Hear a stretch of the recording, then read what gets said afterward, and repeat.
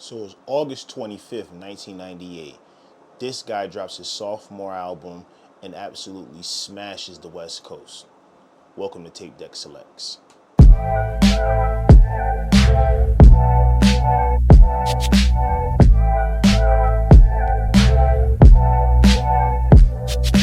Yo, what's going on, y'all? It's your boy Lil Hooper back with another episode of Tape Deck Selects.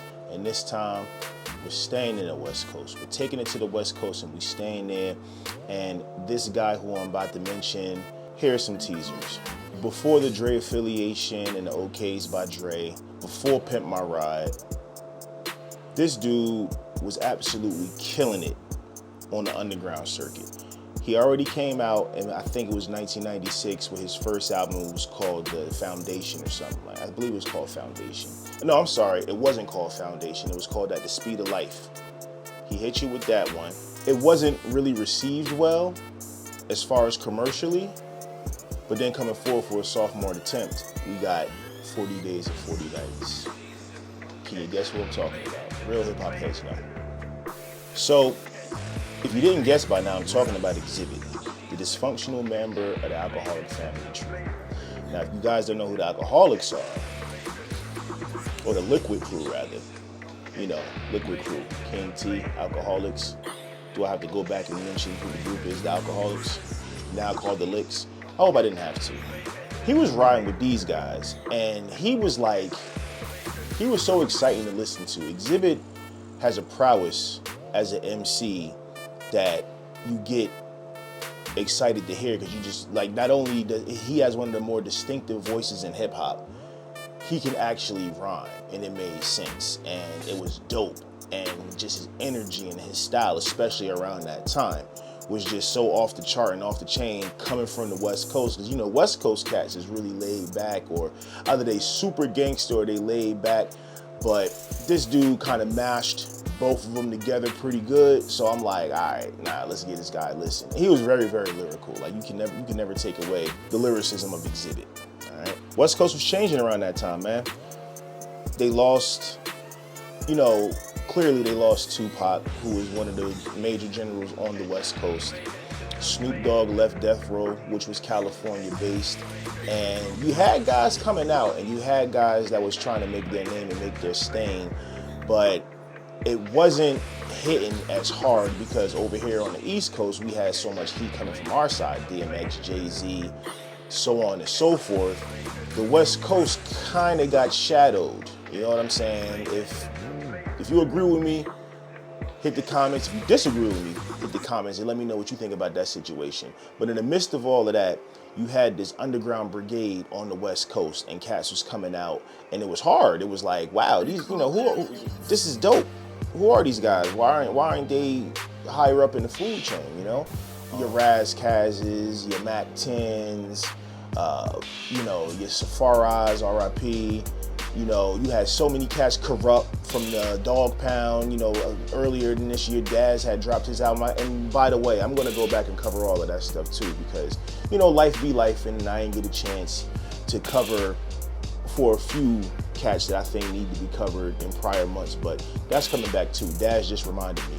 But fast forward, now we got Xzibit, who not necessarily came out of left field, but he wasn't associated with at the time, he wasn't associated with your big name or your big band California homestays, or, you know, mainstays, I should say. When you look at the album 40 Days and 40 Nights, production is an underground hip hopper's dream. West Coast boom bap, heavy bass, laced with supreme lyricism. And sadly enough, the source only gave it 3.5 mics. 3.5 mics is good, but I do feel like it deserved more. But around that time, a lot of people was getting 3.5 mics. So we got to go back in time and kind of just figure out what was going on with that. But nonetheless, let's talk about the main tracks, especially the tracks that I was digging off 40 Days and 40 Nights, because, dude, the video, this is the one that kind of caught me. I was listening to Xzibit on At the Speed of Life, but I will say this, he didn't capture my attention until the video for What You See Is What You Get. just constantly moving. It was like a, day in the life. I think his wife or his girlfriend told him to get diapers from the store. He leaves the house. He walks out. He starts saying his thing. It's this frontal view with the camera. He's walking. All this stuff is going on in the background. Shouts to Flavor Flav. I did see him in the video.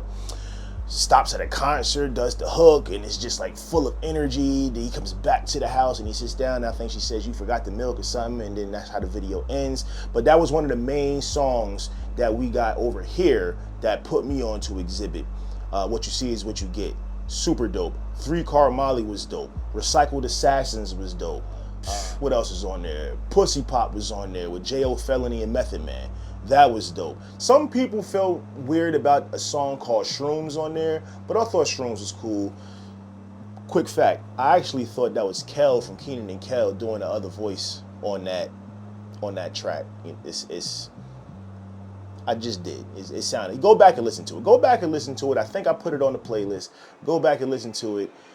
Forget that I said that and tell me, especially us millennials, tell me that you didn't think that was Kel from Kenan and Kel. Fast forward. I'm missing so many tracks that was dope. That was almost a no-skip album, 40 Days and 40 Nights. So if you ever get an opportunity to go back and put that into your library, you won't be disappointed. Take it from me.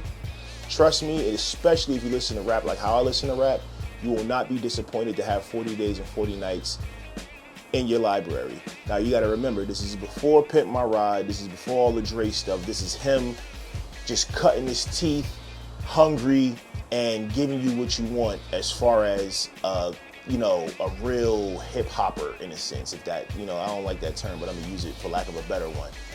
He gave you all of that, and he gave you promise as well, and he delivered. Xzibit, I think Xzibit had a very fruitful career as far as dropping albums after his sophomore LP, which was 40 Days and 40 Nights. I do think that this album was underrated, unfortunately. I don't think it got the press. It kind of got the same press as the first album, but the intensity on this album was kicked all the way up. If this was a resume and you laid it down and somebody had to listen to it, you guaranteed the job. You automatically got the job because you can't deny what was on that album and everybody who he pulled together on the album. This is on Loud Records, by the way. Loud, they produced a lot of great things, and Xzibit was a part of the Loud family. And I, for one, keep that out. I have it on, I think I have it on tape somewhere around here. I'll have to find it and give it to you guys. But yeah, Xzibit did his thing on this album, and I really wish it got more press than what it actually did.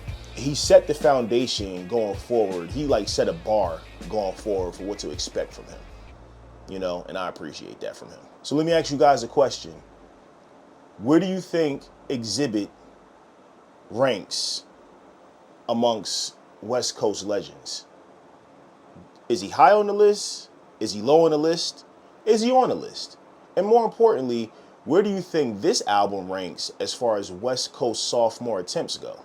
Let me know in the comments. Like, follow, share, all of that good stuff. And I'll see you again for the following album, the last album of this month that I'm going to cover, unless you guys are requesting something else down there, because I love to talk about rap. You'll soon see. You'll soon see.